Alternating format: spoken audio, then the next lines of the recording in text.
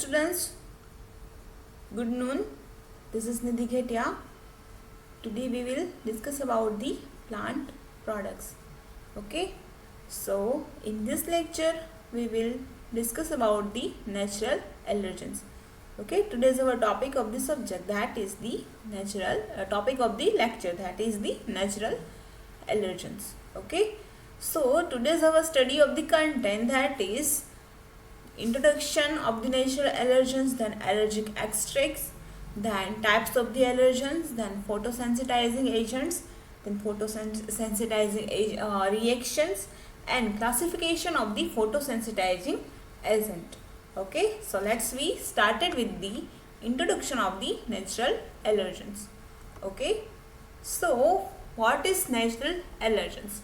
First we will see the what is allergens. Okay, so allergens are inciting agent of allergy.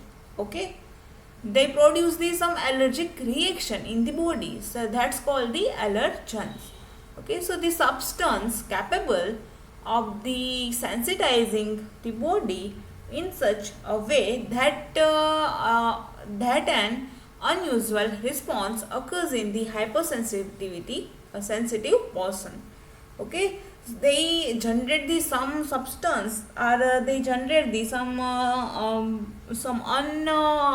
unusual response, so that's called the allergic response. Okay, any substance capable of the sensitizing to the body. Okay, they produce the sensitizing in the body and such a way that they generate the some unusual responses, so that's called the is in hypersensitivity person. Okay, it may be of the biologic, chemical, or synthetic origins. Okay, they are natural allergens, they derived from the biologically, then chemically, and also synthetically. Okay, then the substance such as the pollens, danders, dust, etc. as the natural allergens. Okay, in natural allergens, the substance that's called the pollens, they produce the allergic response in the human's body, so that's allergens. The substance name, that is the pollens, occurs from the pollens, danders, and dust. Okay, so allergens are protein or glycoproteins. Okay, they made up with the generally protein or glycoproteins. Now we will see the allergenic extract. Okay, allergenic extract. So these are the substance used for the diagnosis and treatment of the allergic disease and are concentrated solution or suspension of the allergens. Okay, allergenic extract, that's called the some substance used for the any diagnosis treatment of the any allergic disease. Okay, and they concentrated solution or suspension, that's called the allergenic extract. Okay, some substance used for the diagnosis purpose of the treatment of the allergic disease. So for there we using the some concentrated solutions or any suspensions, so that's called the allergenic extract. Okay, now we will see the types of the allergens. So types of the allergens, first one, that is inhalant allergens, second one, that is the ingested allergens, third one, that is the injectant allergen, then contactant allergen, and infectant allergens. Okay, these 5 types of the allergens. So let's we started first we will learn the inhalant allergens. So what is inhalant allergens? So inhalant allergens are airborne substance as chemicals causing respiratory disease, inflammation in the nose and lungs. Okay, inhalant allergens are present in the air. Okay, they enter in the body by the nose. Okay, in because they present in the air. So inhalant, that's mean the inhalation. Okay, we air inhale, we have to air inhale in our body by the inhalation process. Okay, so inhalant allergens are airborne substance as a chemicals causing respiratory disease or also inflammation in the nose and lungs. Inhalant allergies caused by the environmental factors such as the pollen, pads, house dust, mites and modules. Okay. Then inflammation in the nose and lungs may cause heavy fever and also they produce the asthma. Okay, inflammation in the nose and lungs. Inflammation in the nose and lungs, they cause the heavy fever, either asthma like condition. Okay, this is the inhalant allergens. Now we will see the some symptoms of the inhalant allergens. So they mostly the symptoms, that is a sneezing, lacrimation, coughing and post-nasal drip, then itching, eyes, nose and throat. Okay, itching in the nose, eyes and throat. Then allergic shyness, allergic solutes and watering eye and conjunctivitis condition. Okay, these all are the symptoms of the inhalant allergens. Okay, this figure, both are the inhalant allergens. Okay. Then now we will see the ingestant allergens. Okay, ingestant allergens also called the pollen allergens. Okay, so allergens which are present in the food stuff and swallowed are termed ingested. Okay, any food allergy, that's called the ingested allergens. Okay, allergens which are present in the food stuff and swallowed in are the term that's known as the ingested, that like the food allergies. A food allergy is an immune system response to a food. Okay, food allergy is the immune system response of the body from the food. When foods are digested and the nutrients are absorbed, substance in the food, that's called the ingested allergens.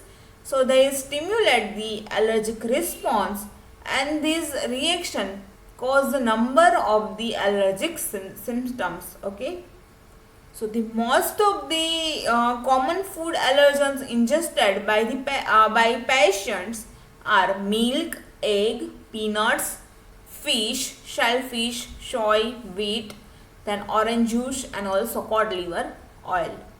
Okay, cod liver, not oil but cod liver. Some common examples of the food allergens by the ingested by the patient, various sources like the milk, egg, peanuts, then fish, shellfish, then soya or soy, then wheat and orange juice and also cod liver. Okay, then these are the symptoms of the ingested allergens. So food allergens ordinarily cause the GIT symptoms, but they may also cause the skin rashes, puffed lip and tongue, then migraine, then rhinitis, then bronchial asthma and severe cause the eczema on head. Okay, like headache like condition. Okay, eczema of the hands.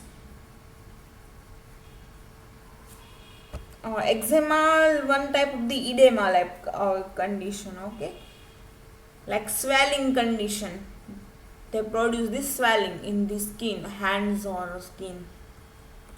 Now we will see the third one allergens, that is the injected allergens.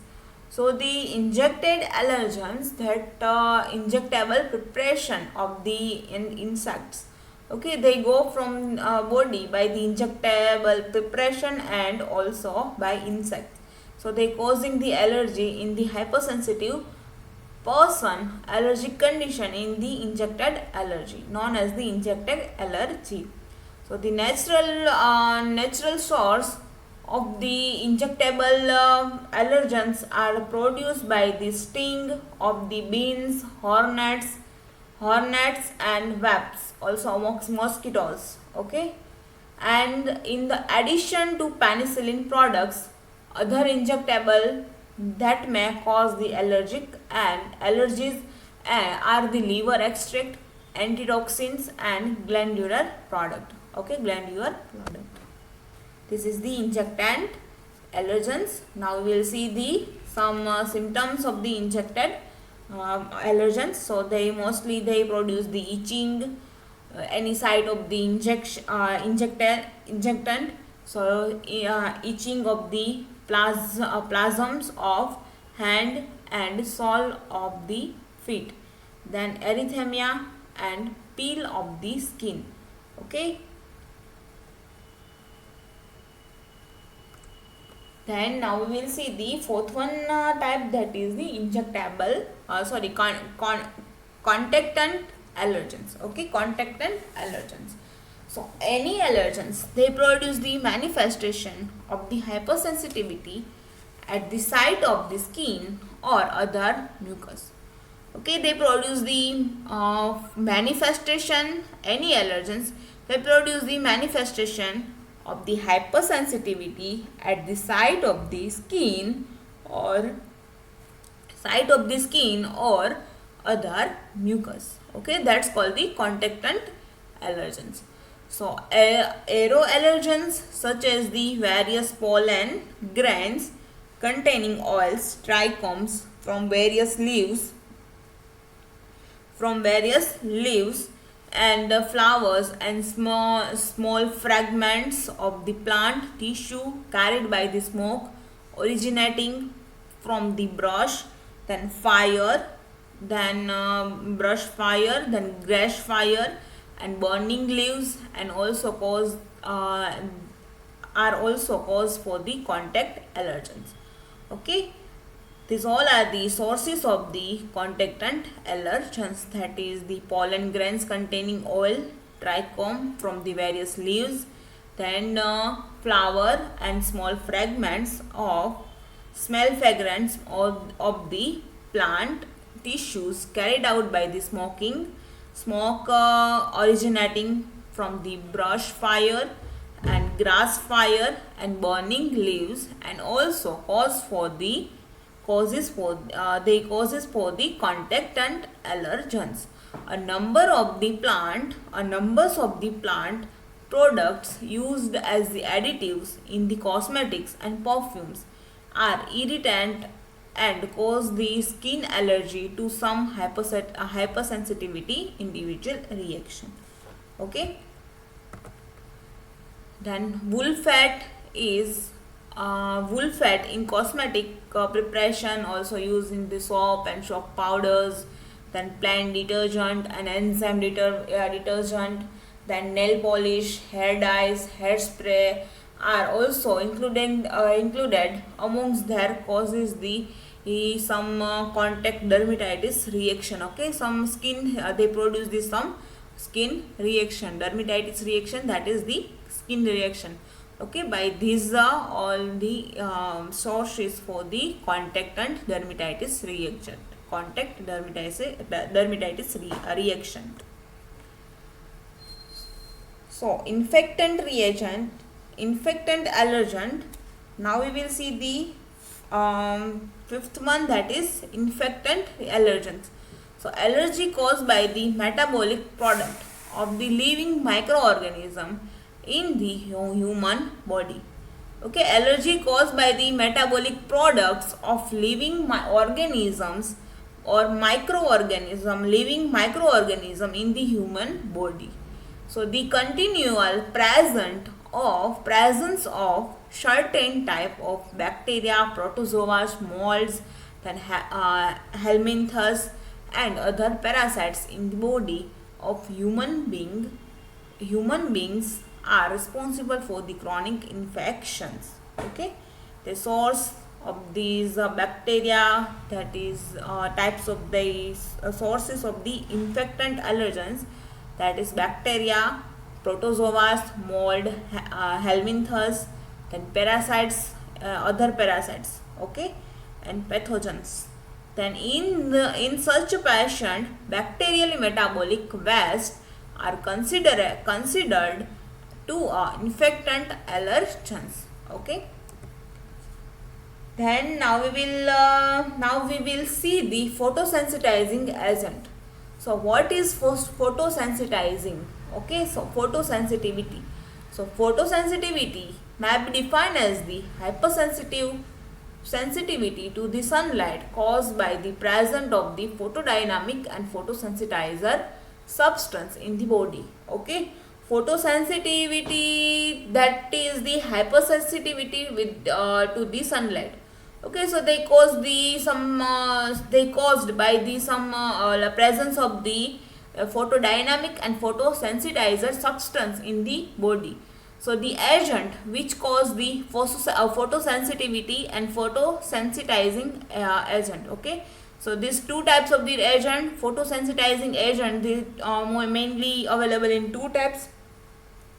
First, that is photosensitivity, and second one, that is photosensitizing agents or photosensitizing agents. Okay, sorry, my mistake, the agents which cause the photosensitivity. Okay, any agent they cause the photosensitivity, so they call the photosensitizing agents. Okay, so photosensitizing reaction, now we will see the photosensitizing reaction.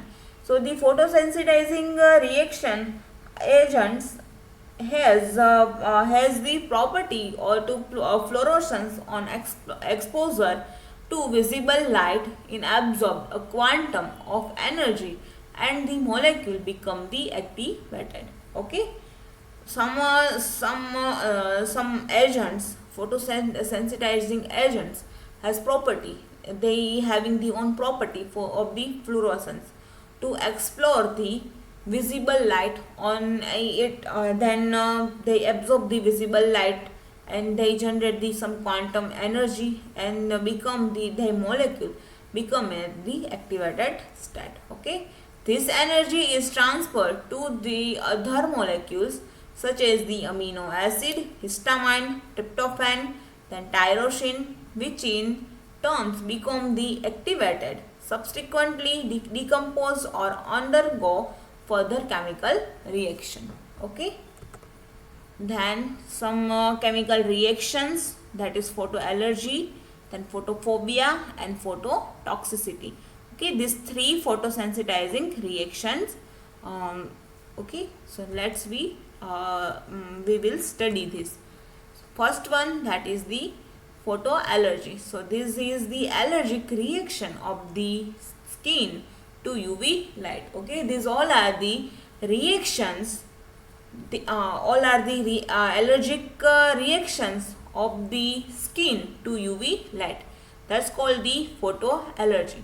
Okay, their allergic reaction produced by the UV on the skin by UV light. Okay, so that's called the photoallergy. Then second one, that is the photophobia. So this is the fear or strong desire to avoid all the light source based on the painful sensitivity of the eyes to strong light. Okay, then phototoxicity. So this is the irritation of the skin after the exposure to UV light. Okay, they generate the some irritated condition on the skin by exposure to UV light. So that's called the phototoxicity. In photophobia, this one type of the fear or a strong desire to avoid the light source. Okay, because the painful sensitivity of the eyes to strong light. Okay, so immediate reaction may include the itching, burning, swelling and rashes. These four reactions, they gives the immediately reaction. Okay, by these photosensitizing reactions, that is the itching, burning, swelling and rashes.